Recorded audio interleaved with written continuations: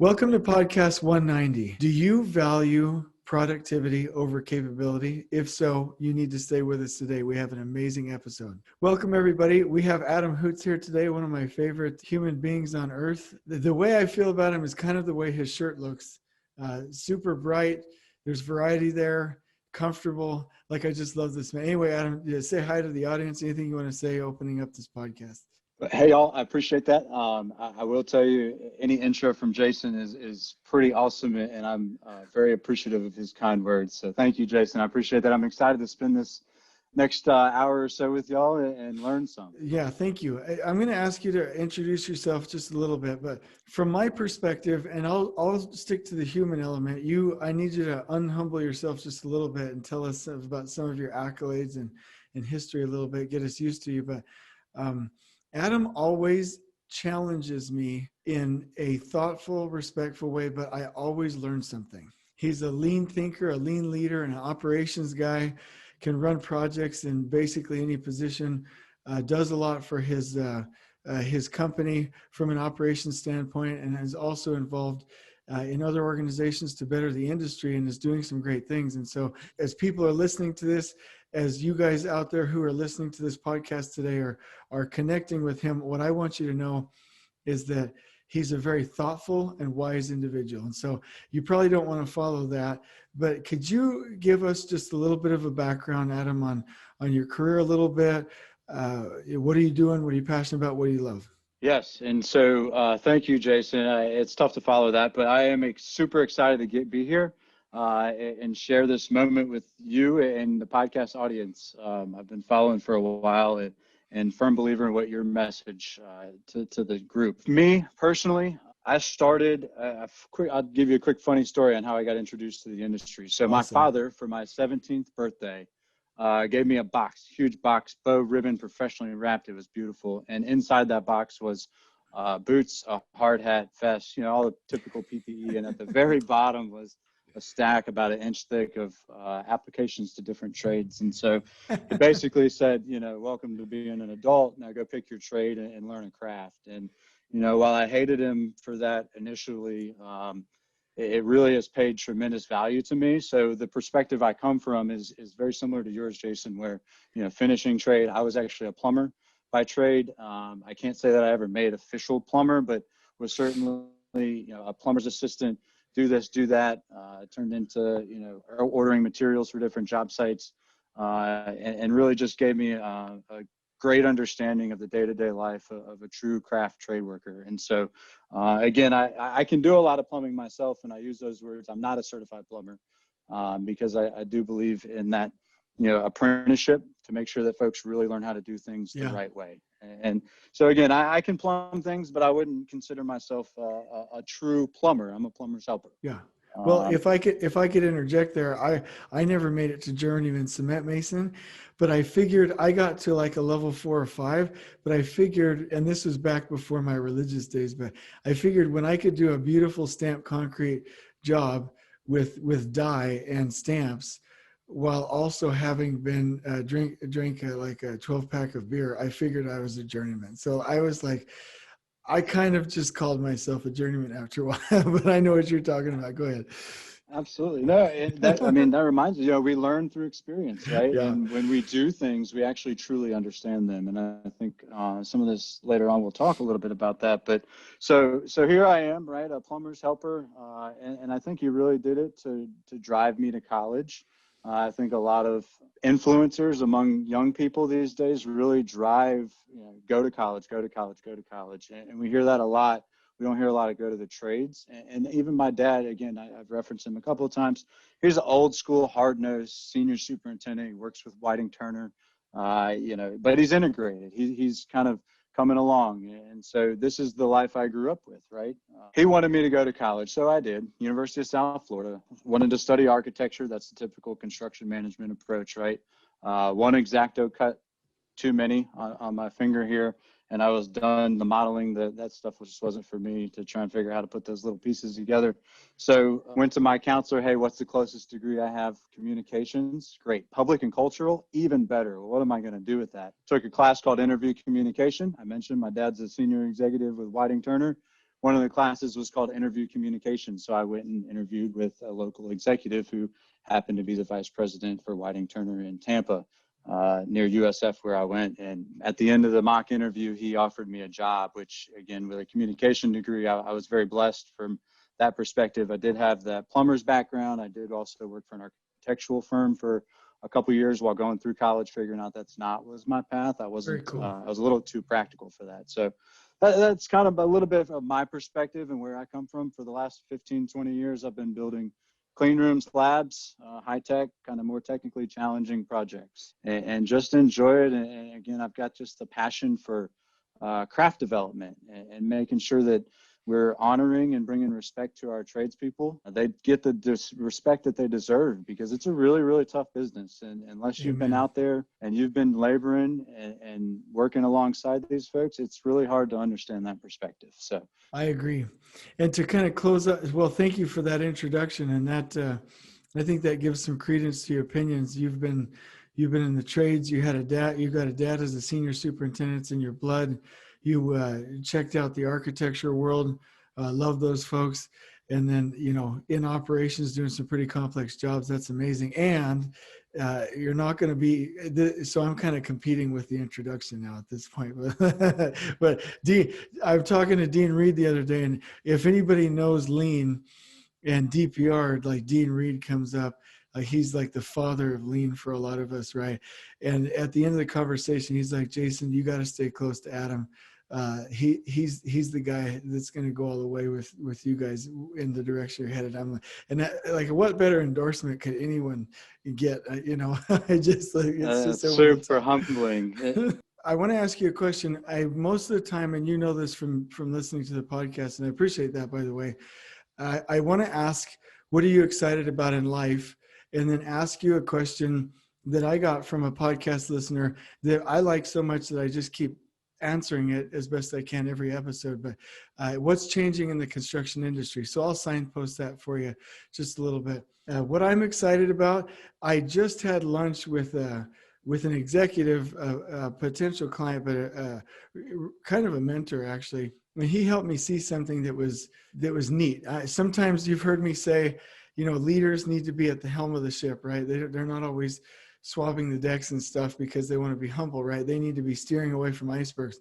He gave me a really neat analogy, which was also a ship analogy. I just happen to like ship analogies, but he said, when leaders are like, this is where I'm going, I'm steering in this direction. It doesn't matter if you know where you're going, if you have a bunch of holes in your ship and you're going to sink before you get there.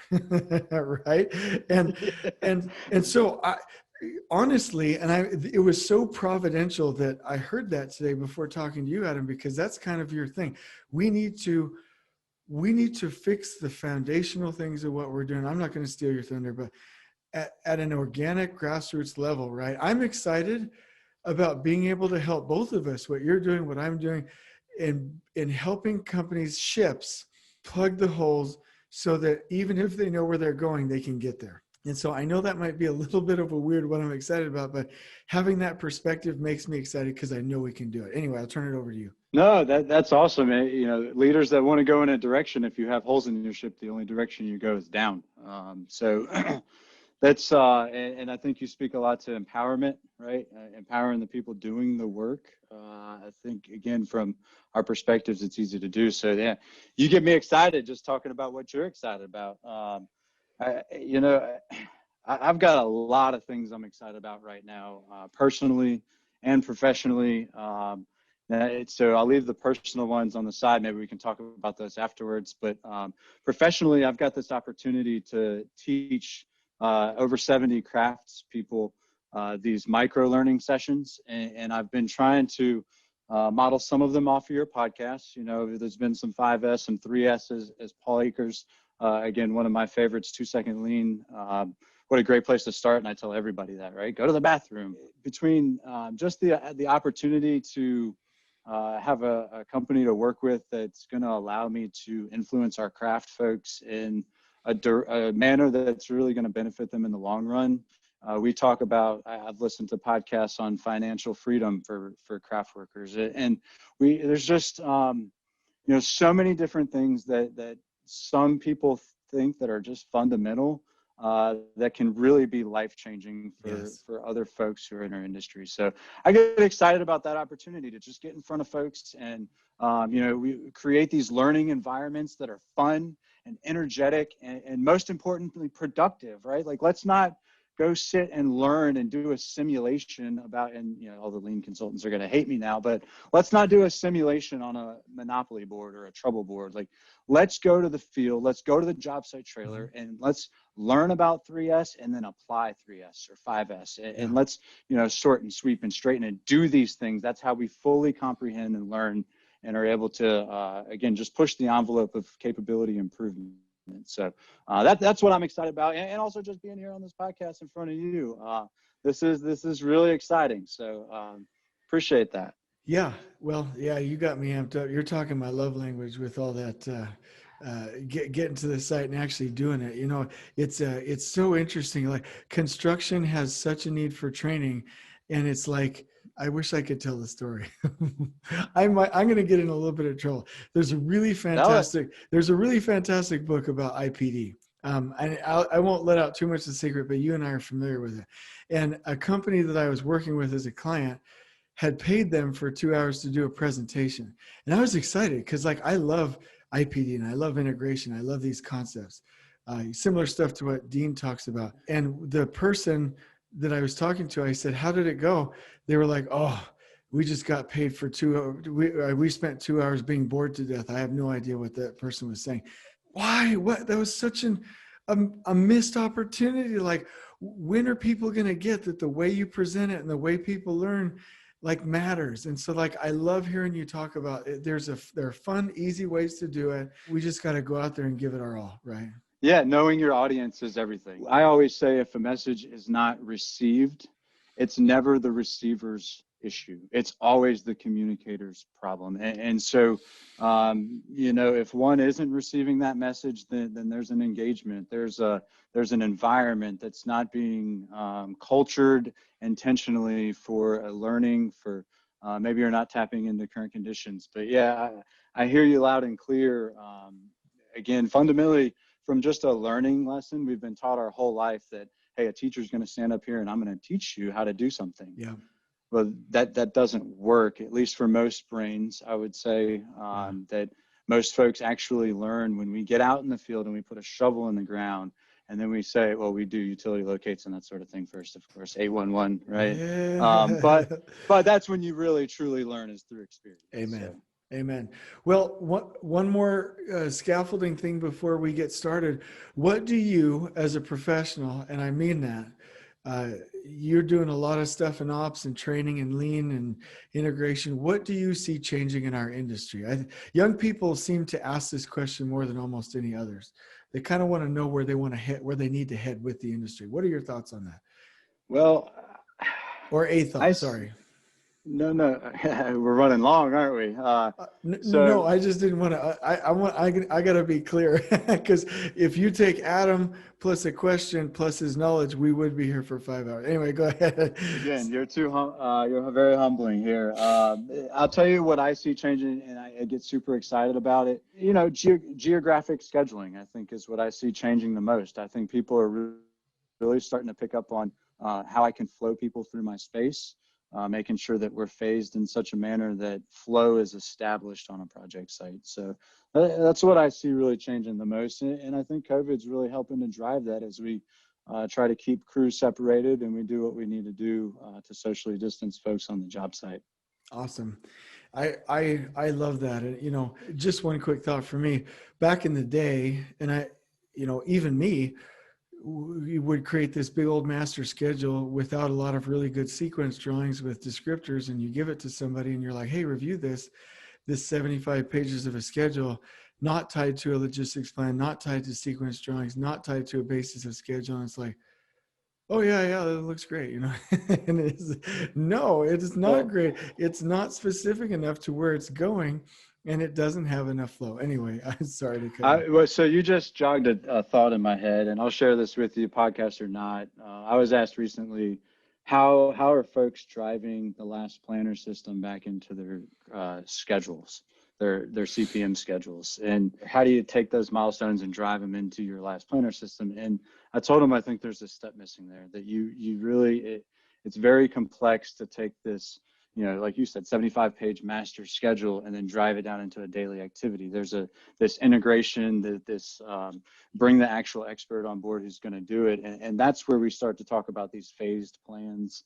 And now we're just talking about, okay, flow, like how we've got this overall plan and we know our milestones that we need to hit. Now this missing piece that folks are starting to pick up on. And so again, getting back to what's changing, I think people are understanding that there's this middle step of, okay, now we understand what needs to happen from a whole and how are we going to do it? And once we establish we're going to do it in this fashion, then we get down to that daily planner of, okay, we know how we're going to flow through this space. Now, what are you going to do on each day from a weekly work plan perspective? And so that's the whole roadblock management, constraint removal process of funneling down to the last planner system. So again, sorry for that side note, but no. You got me engaged there. Well, so there you go. I appreciate you answering those questions. I feel like we know you a little bit better. People are able to get rapport. I'm sure this won't be the first time. Or no, not the first time. It is the first time. It won't be the last time that you're on the podcast. And so let's go ahead and kick right into it. The conflict for today is that, for anybody listening, you may be valuing productivity over capability. And so, that's the conflict. That's the bridge that we're going to gap today. And so, Adam, I'd love it if you can kick us off here. Let's introduce our topic and start heading down that direction, boss. So how many times has this audience heard, just get it done? I don't care how you do it. Just get it done. Get it done. Get it done. I don't care how you do it. That's the wrong opinion from my perspective. I do care how you do it. That's important to me, how you do it. I care that you ask questions how you do it. I don't want to tell you how to do it. I want to give you parameters, guidelines to get it done. And then I want to learn from you based on how you perceive the best way to get it done. There are best practices out there. Those best practices have been established through process mapping, through true analyzation. And so there is one best way to do something, everything. We know process. We think about process often. There is one best way to do something. The only way you're going to get there is through trial and error, trial of different processes. And so getting things done is very important in construction.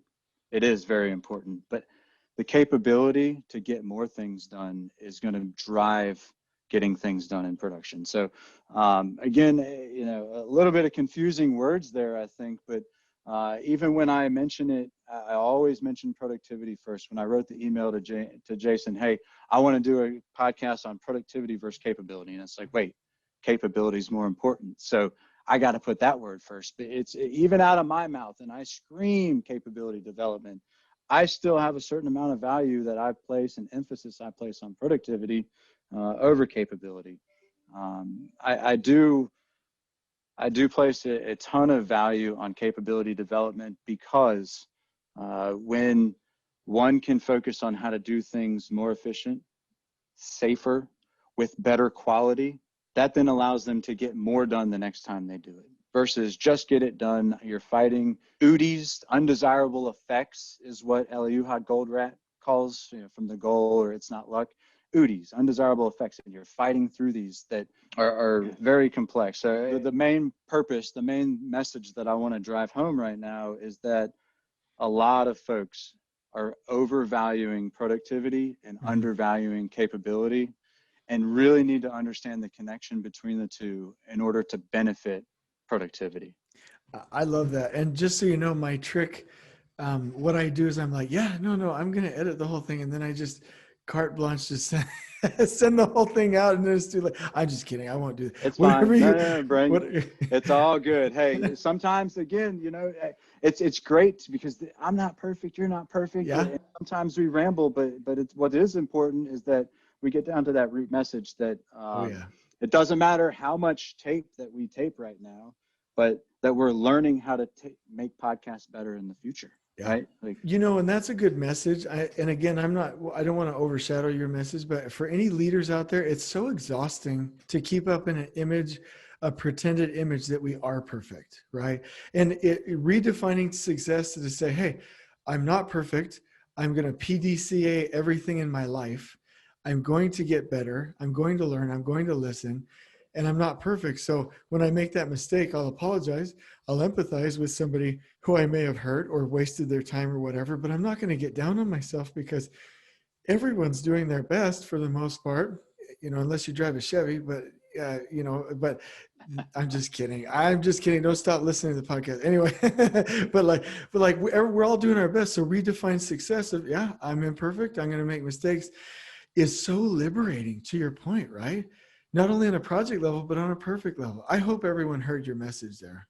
To be vulnerable is very difficult, Jason. It's very uncomfortable. And I think, one of the things that we find while we do this and try to instigate and initiate change is that it becomes very uncomfortable. Yeah. And you talk about getting outside your comfort zone. So, and again, just to value capability development. See, I had to think about it there. But to truly develop capability development over productivity, that's going to take some getting outside. Like, hey, I'm not going to go install work this afternoon. Yeah. I'm going to talk to my crew about how they're installing it to improve. Amen. And that's a really tough thing, counterintuitive approach to our industry.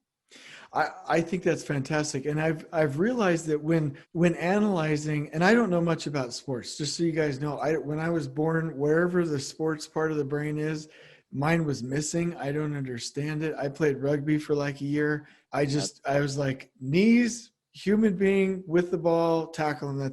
That's all I get. Like, and sometimes they'd throw me up in the air to catch a ball. That's all I knew. But I don't understand sports other than the coaching aspect of it, right? Like when somebody says, hey, let's go talk about this one-on-one outside of the team. I'm like, that's not how they do sports coaching. Everyone's out there together. I always take it back to sports, what I know about sports.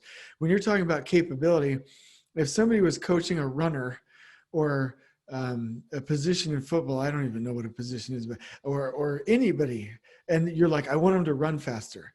The coach would not just say, I need you to run faster. I need you to run faster. What would they do? They would say, we're going to do 2-a-days. We're going to be stretching. I'm going to show you how to push you beyond your limits. There's some exercises. There's some mental development. Like, they're going to fix the capability of that human being, and that capability will have them run faster. The coach doesn't get paid to just yell at them, right? And so why do we in construction, hearing your example, think that I can just yell at people and it'll fix it versus coaching them and training them? I did a good job on that, didn't I? That was amazing. Amen. Listen, so I've got the sports part of your brain covered. You just rely on me for that. You got me there. It reminds me a lot of the story. I think it was referred to as the hammer story in a book that this really intelligent guy, wise man that once wrote. But, having more capabilities than just being able to swing a hammer, right? And I think, again, getting back to your sports analogy, and I think that's so important to realize when we're successful on a field and we're trying to get better, we also have visual reminders of where we currently are, right? So we talk about a scoreboard and it's got the score and the time left and the timeouts. And, that sends a quick message of feedback of current reality of where I am. Yes. And so I would encourage us as leaders in the industry to think about feedback, think about shortening that loop. Again, because we're talking about capability development. One of the hardest things in the world to do is say, hey, Jason, you're not really very good at podcasts. I don't really mean that very often, but to give like true, no, I honestly, I've listened to pretty much 178, I think. This one's 190. So I'm on 178. I'm a little bit behind, but not my real opinion there at all. But to be able to have honest, radical candor feedback of, hey, like, I really care for you personally and I want to make you better. And so these are the steps to take. I think we miss that ball a lot from just a feedback perspective, because they're very difficult conversations to have. I agree. And podcasts are awesome, by the way. Thank you. That's super funny. It's interesting, not to get off too much of a side tangent, but like I have so in my morning routine, when I go through my resolutions and stuff, I wrote down certainty, significance, variety, love and connection, growth and contribution. And if I get tipped over, like, let's say there's one day where there aren't a bunch of downloads, or I don't know, just whatever. Like, I'm like, do people really like the podcast? And I start to get pouty. I remember, wait a minute, I'm here to give. I'm here to grow. You know what I mean? I'm not here for praise, and I'm not here to make money. You know what I mean? Well, I need to make money eventually, but like Kids like to eat, huh? yeah, but you have to remind yourself about that stuff, right? And Can I tell you what I do for that? go ahead. So I've got these cross bracelets, which you see here now.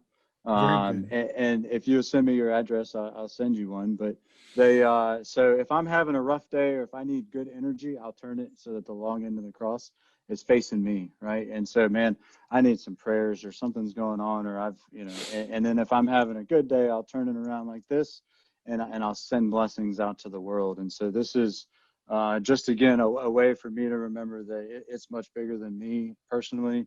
Kind of like you said, we all have tough days, we all have great days, and we need to remember to both share those tough days with the ones we love, but also share those great days with the ones we love and those around us always. So I like that. if you send me your address, what's your favorite color? Well, it's pink, but I don't usually tell people that. It's pink or That's purple. great. Pink or purple. Yeah, let's do it. All right. I know I should like, blue or something manly like green, but I'm digging pink. See, this is more probably like a purple salmon color. And that's when people are like, you're wearing a pink shirt. I'm like, salmon, bro. It's salmon. I've got you should never have to clarify your colors. But yeah, I will send you one. I think it's strong. I also have these again, so I'll run on big tangents, and I'm starting a parking lot of next podcast, by the way. But Deal.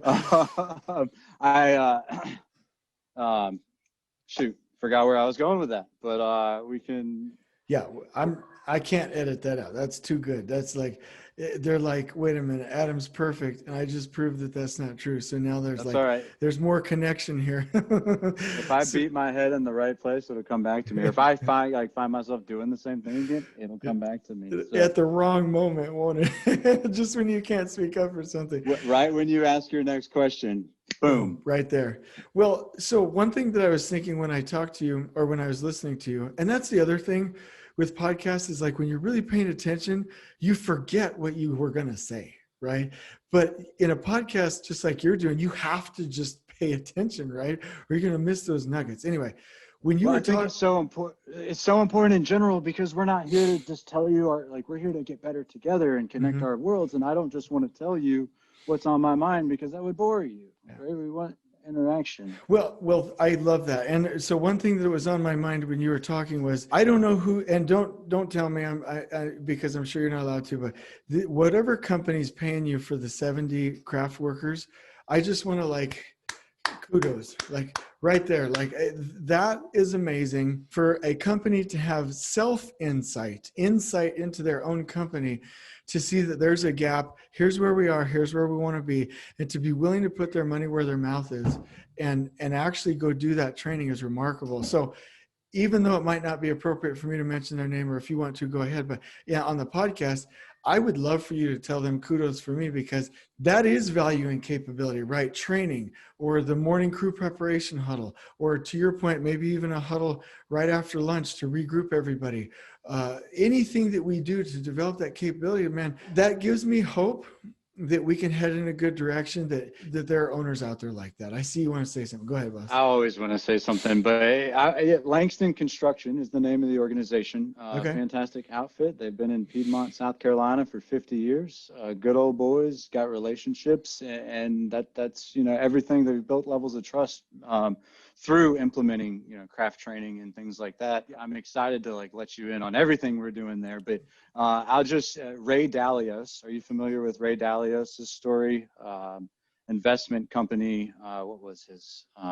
He wrote the book Principles, or no, maybe I'm thinking of the wrong person. No, you are. Yeah, Principles. Dalios. So for his financial firm, he took in. Sorry, it's going to drive me crazy, and I'm not going to be able to focus until I know what firm it is. So Bridgewater Associates. Okay, and I've heard of them. He made player cards. So they have an internal app where folks evaluate each other. And once you have, so that eliminates a lot of the bias, right? Because you're constantly asking for evaluations on different points of where you are in your career, and whether those are soft skills or technical skills or improvement opportunities or things like that, you become very self-aware of what other people think of you. And so Langston has fully supported coming up with what we're referring to as craft training cards. Very cool. And so they're basically going to be, hey, concrete form, finisher, place. These are things that we self-perform, or operator skills. What are they best on from an equipment perspective? Where do they live? What projects have they been on in the past? When's their birthday? And so these kind of highlights, if you give me a crew and say, hey, these 12 people are coming to your job to pour concrete next week, it's like, okay, I've got a plan and I know the steps that need to happen, but I don't really know the people that I have to put in each step. And so here I can figure out, well, this person's best at placing concrete, or this person's best at operating the skid steer, and I can put people, to use a term we're both familiar with, in the right seats on the bus be able to drive that bus a little faster. So I'm excited about that program, that opportunity, and it's not a top-down deal. It's very much, I hate to use the word bottom-up because it just seems so disrespectful, but it's boots on the ground. Ooh, can I say it? Can I say Please. It's a total participation effort. I like that. Okay, yeah, all right, I got you. Meaning you're taking everyone with you, right? Yes. Yeah, I love that. I mean, we lean pretty much. Most things lean came from the Toyota way. I think a lot of us can say that. Mm-hmm. And the Toyota way, is capability development, it's capability improvement. They get, on average, 40 ideas from each one of their employees per year. How many employees does Toyota have? That's incredible. Mm-hmm. And you've got to filter through some of the ones that, maybe that's not such a great idea. But there's also ones that could really change your business model. And when you look at them, you're like, ooh, that's going to be a big change. Well, that's probably the one you should start with. So again, kind of a sidebar there, but we really got to take a page book out of Toyota and develop the capability to develop capability. Make it intentional, make it visual, make it easy, make it fun, and make it an encouraging environment. So we introduce a lot of complexities in construction. And making things simple is really important. You're a big Patrick Lencioni fan. I'm a huge Nicholas Modig fan. Mm-hmm. This is lean is made it simple for me. 3 things: flow, efficiency, visualization, and continuous improvement. With those 3 things, you have lean. And understanding the different concepts versus tools is important. For everybody listening on the podcast, we took just a quick intermission break there for a second. We're back. The one thing Can I tell them why? Yeah, go ahead. Yeah, go ahead. So my daughter's had a little bit of a babysitting gig, right? I have twin girls. They're 14, and they make $20 an hour, each of them, to watch 4 children. So I had to support what supports our house, and make sure I took care of critical path. So thank you for allowing that opportunity. Well, that's awesome. So if I don't get enough work to keep Elevate Construction afloat, I'm gonna volunteer to help your kiddos babysit. $20 an hour. That's pretty good. Yeah, that's a deal for you, huh? I'm telling you what, I could have. I've got at least 7 babysitting kids. 7 times 20. I don't math very good. What that $440 an hour? I'll be your project manager. Yes, sir. That's $140 an hour. I like that. Okay. So one thing that was really coming into my mind, there's a book I'm reading right now called Drift into Failure. I don't know if you've read it before. There's so many books that we recommend. I'm not even saying read it. I'm just saying, so in the book, it talks about complex systems, and that there are some things where we really go back to like a Newtonian, a Newton, there's a cause and effect kind of philosophy where if something happens, somebody did something bad, right? We can find that cause, but the argument that they present in the book is that complex systems are sometimes too complex to even be able to determine that. Everybody wants the aha moment that says, this is what went wrong, this specific thing. If we fix this, everything gets fixed. But there's humans, there's chaos, there's circumstances, there's systems. There are all these other factors in these complex systems. Anyway, and what it talks about is that companies tend to drift into failure when bureaucratically they have a bunch of people coming to work every day that think they're doing their job well, but they're in a complex system that is drifting towards failure. And so when somebody says, well, something went wrong, who can I go blame?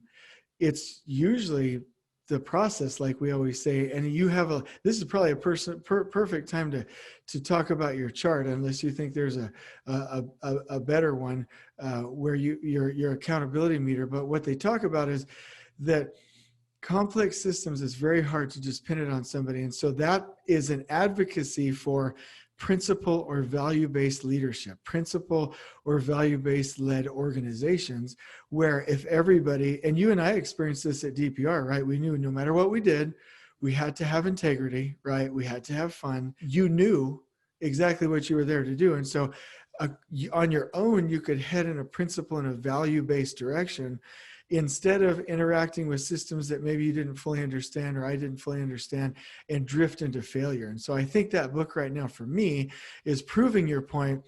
We have to focus on training.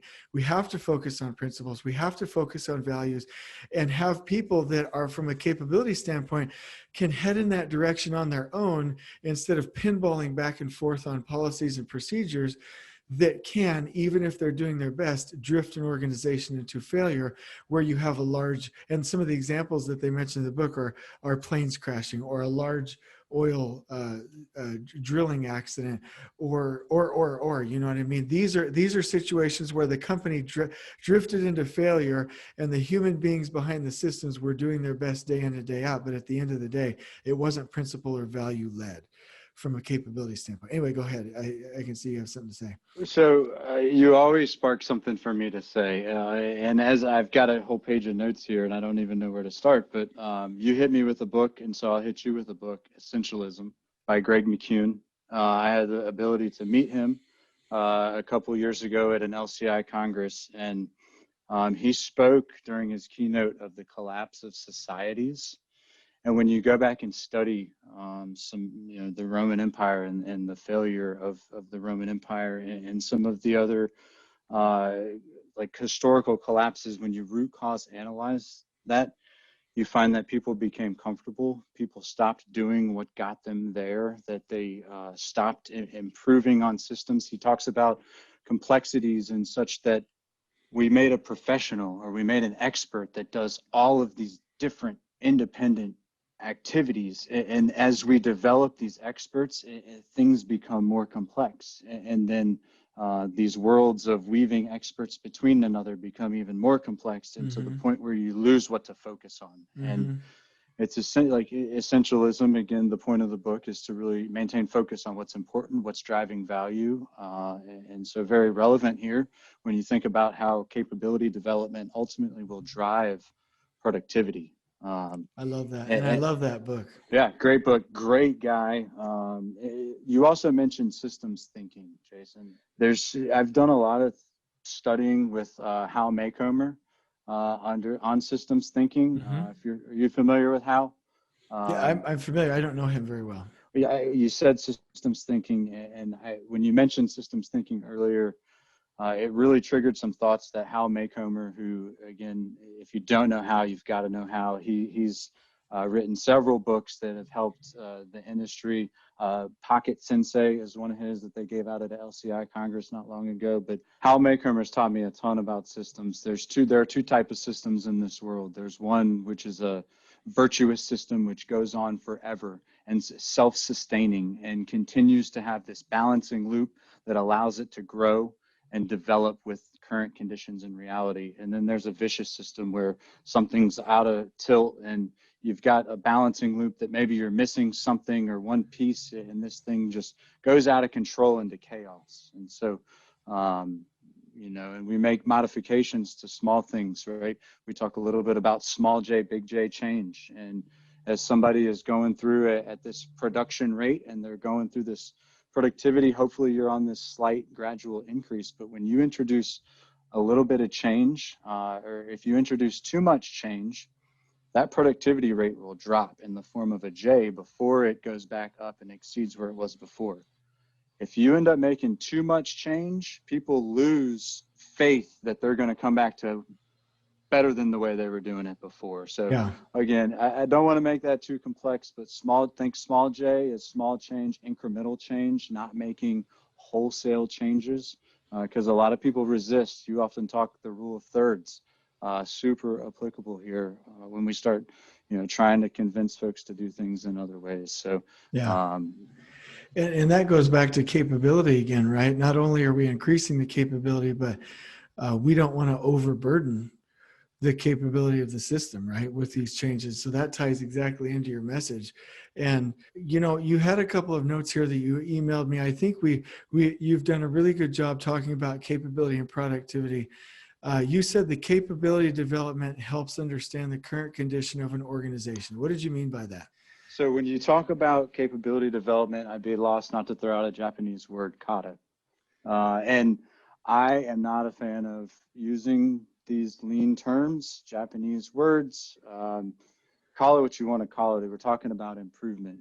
And so kata is a 4-step process to capability development. You start with the end goal in sight. What are we trying to do? What is the goal? What is the direction in which we want to march? Step 1. Step 2, where are we? Like, what is our current condition? What are we doing right now? Step 3 is, okay, getting all the way there is a big J change, and we're probably not going to keep people's interest before we get them back to their same productivity level. So let's make an incremental change. Let's make a milestone in the direction to which we want to go, small enough that people will maybe lose a little bit of productivity, but still have faith that they're going to regain and then some. Again, we'll remind you, step 1, right, is goal direction. Step 2 is current conditions. Step 3 is intermediate milestone. I'll use that word for us construction folks. And then the 4th and most important is being open to try different experimental ways to get to that intermediate milestone. Very nice. So, and then once you accomplish that, repeat, rinse and repeat, right? PDCA. Yeah. And I like that. There was a guy who wrote a book called Own the Gap, and he talked about, so basically it's based around that same method, right? And so if we know our capabilities and we know where we want to head, then we close the gap on our capabilities, right? Meaning we increase the capability of our people, the training and everything else, the time, the resources. We do small J changes, and then the productivity, the financials, everything else will start to close with it, right? I really think you kind of tied that up with a bow really nicely. And so the message that I'm hearing, and correct me if I'm wrong, is focus on capability, analyze capability, and increase capability. And when you do so, you'll increase production, you'll increase productivity. And I think that's a beautiful Tenfold. message. Tenfold, yeah. Tenfold. And I keep forgetting, but I've got to see your accountability meter. We talked about. Okay. You're just going to like go out and hit me with it. So you hit me with a book. Can I hit you back with a book? Yeah, go ahead. You hit Own the Gap. I'm going to look it up and find it. I'm going to hit you with the Fred Factor. It's about a mailman who goes just above and beyond. It's an easy read, 100 pages or so, but the guy who just goes above and beyond, and he's an owner of his work and everything he does, and builds a trust level that's unbelievable. But so since you were so blunt in asking, we've talked about this again in systems format, where I have a system of holding people accountable, okay? And I do this through what I call the accountability meter. I don't really use an official visual, but I have drawn it for the crew. And you can see here, I guess it's on the left, Jason, where we start. Is that right? Yep. We start with awareness. It says awareness. Yep. It looks backwards to me, so I'm just kind of reading backwards, but we're going to roll with it. So once you make somebody aware, and again, we're talking about a process. We're talking about something that is done. And so once you make them aware of how you want to do something, then you educate them, and you educate them on how that process should be done. Can you just take like a snippet or screenshot so I don't have to hold that? I don't know exactly how to do it, but they've got it. So just go ahead and read it to us. After we make somebody aware of this process of what we want them to do, maybe it's install a foundation. We make them aware, right? We don't want to tell them how to do it because they might have a better way to do it than we do.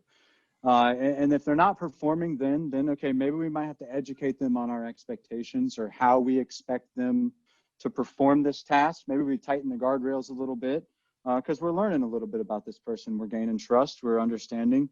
And then if they're still not getting it after you've educated them, then you kind of turn to a coaching mentality, right? So You've gone from like, okay, now they know what needs to happen and they're not doing it. So let's coach them and try to figure out why. And then If your coaching isn't working, right? So now you're kind of like, think of a car meter. So 1,000, 2,000, all right, 3,000, like we're starting to rev up, still not working. It's getting frustrating. Well, now stop looking at the person and turn around and look at your process. Or is what you're teaching, is what you're coaching, is what you've made them aware of, does that make sense? Maybe try it on somebody else. Is it your process? And really look at, are other people succeeding while experiencing the same process? And if that holds true, right, then, you know, we're starting to get into the yellow and the red, that this person just might not be fit for this role. And so now we want to start, out of respect for both the person and the company, right? There's a whole podcast dedicated to that as well, of just having respect for people enough to get them in the right role. And then you start that about accountability meter over again, and you make them aware. And then if you start to get there in a couple of different roles, then the person's going to understand, again, through this immediate feedback. I think it's very important when we talk about developing capabilities that we also talk about feedback and how important that is. Does this person know the expectation, and is this person performing the expectation?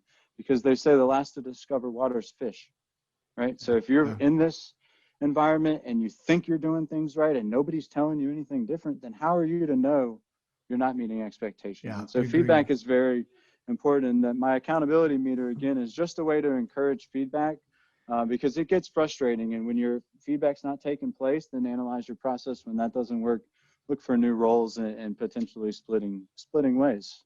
I love that. Out of respect. And to that point, I got some feedback a while back that said, you know, don't, and I talked about sometimes you have to let somebody go, and they were like, well, don't go there first. And I love your accountability meter. That, you know, there are a number of steps there, but absolutely, if doing that a couple times still isn't solving the problem, then there might be somewhere where they're happier, right? And so this has been amazing. We're going to close this out. So we we have so many things on the parking lot. We're going to have to just go ahead and schedule the next podcast like right away.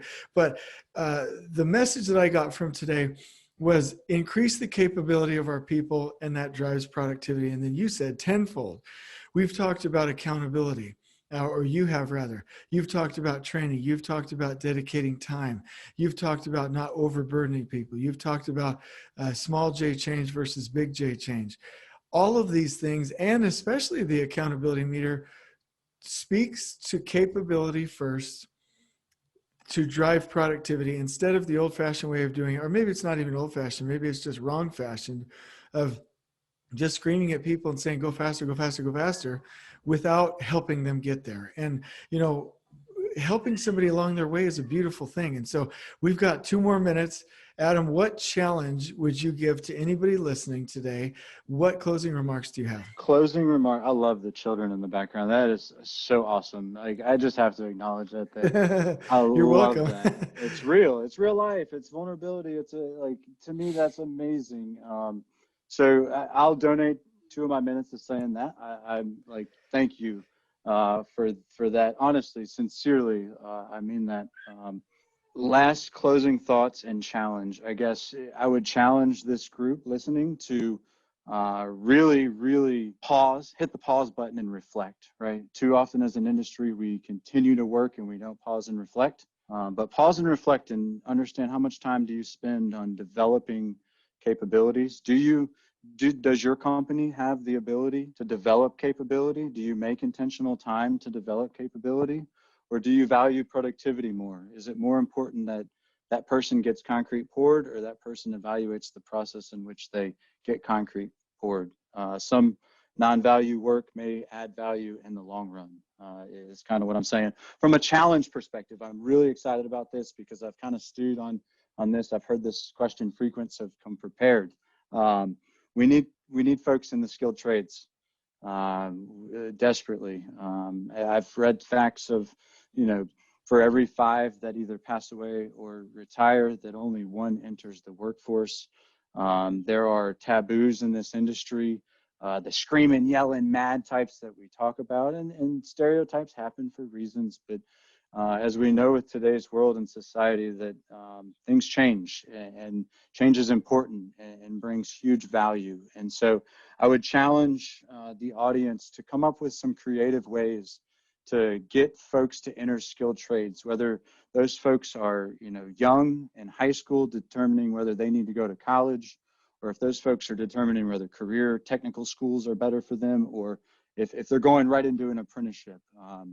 How do we encourage folks to look at skilled trades and to value them as much as going to get a college degree? How do we change that narrative? You've had a podcast recently on, I make as much as a doctor. I do make as much as a doctor. And I don't have near the debt that a doctor does. So, we're looking at funny things that are entertaining and exciting, that are going to get young people fired up, veterans fired up, reentry programs fired up, like all these different avenues of people who need served, that we get them fired up and energetic about an industry that is in desperate need of their help and the value that they can bring from their different perspectives. So challenge, how do we get folks fired up and excited about the skilled trades? How do we energize the next generation to take ownership and go and have pride in their work? How do we distinguish the folks who are just there to be a labor force versus those who are there to really be a craft worker, to have a skilled trade? And so, again, passions of mine, all in developing our craft and making them better, both professionally and personally. So I love that. on we go, right? On we go.